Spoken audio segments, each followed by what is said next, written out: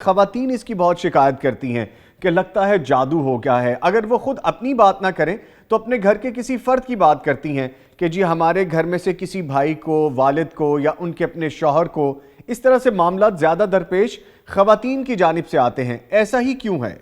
قرآن حکیم کی آیت ہے، اللہ فرماتے ہیں کہ بے شک شیطان تمہارا دشمن ہے، بس تم بھی اسے اپنا دشمن سمجھو۔ آپ کا سوال تھا کہ یہ جنات کی عورتوں میں زیادہ کیوں ہیں مردوں کی بنسبت؟ تو یہ سوال بڑا اہم ہے۔ عام طور پر لوگوں سے یہ سوال سننے کو ملتا ہوئی کہ یہ جی اس مرض میں عورتیں زیادہ کیوں ہیں، مرد کیوں زیادہ نہیں؟ تو میرا جواب ہر ایک کو یہی ہوتا ہے، اور وہی میں سمجھتا ہوں کہ وہ جواب ٹھیک ہے۔ عورتوں کو یہ مرض اس لیے زیادہ ہے پہلے نمبر پہ کہ عورتیں ہیں زیادہ۔ جب عورتیں زیادہ ہیں تو اس کی مرض بھی زیادہ ہوگی، اور دوسرے نمبر پر عورتوں کی یہ مرض اس لیے زیادہ ہے کہ عورتیں جسمانی طور پہ بھی مرد کی بنسبت کمزور ہوتی ہیں اور ایمانی طور پر بھی مرد کی بنسبت کمزور ہوتی ہیں۔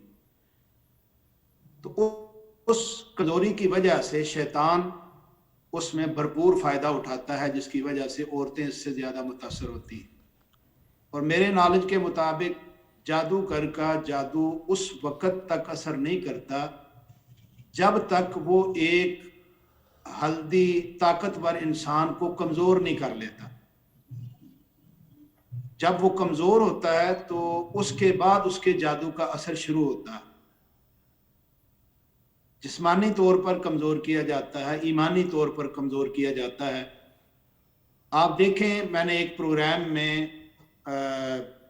شاید بتایا تھا کہ انسان بیٹھا ہوا ہے اور اس کے اوپر کچھ پانی یا خون کے چھینٹے پڑتے ہیں، جی یا اس کے پاس سے کسی کے گزرنے کا احساس ہوتا ہے کہ میرے پاس سے کوئی گزرا ہے، یا وہ اپنے اوپر کسی کے ہاتھ لگانے کو جج کرتا ہے کہ مجھے کسی نے ہاتھ لگایا ہے۔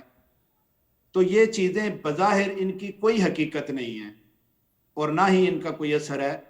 یہ چیزیں صرف اور صرف اس لیے کی جاتی ہیں تاکہ بندہ میری طرف متوجہ ہو اور پریشان ہو کہ یہاں پہ کچھ ہے۔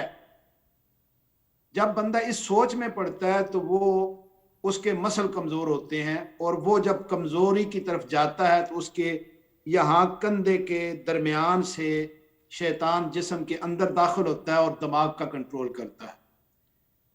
میں جو ذکر کر رہا تھا کہ خواتین مرد کی بنسبت کمزور ہیں جسمانی طور پر اور ایمانی طور پر۔ جسمانی طور پر کمزور ہے تو شیطان کا اس پر جلدی جو ہے وہ حملہ ہو جاتا ہے، اس لیے وہ مرض میں مبتلا ہوتی ہیں۔ ایمانی طور پر بھی کمزور ہوتی ہیں۔ تو دوسری صورت جو آپ کو بتلائی کہ عورتیں اس مرض میں اس لیے زیادہ ہیں کہ وہ جسمانی اور ایمانی طور پر کمزور ہوتی ہیں۔ اور تیسرے نمبر پر جو بڑی اہم بات ہے، جو میں اپنے ناظرین کو، اپنے سامعین کو بتانا چاہتا ہوں آپ کی وساطت سے، پیغام کی وساطت سے، جی خواتین کا مہینے میں کچھ دن نماز سے دوری ہوتی ہے، وہ نماز سے، ذکر اذکار سے، قرآن سے دور ہوتی ہیں، تو ان دنوں میں شیطان ان پہ حملہ آور ہوتا ہے۔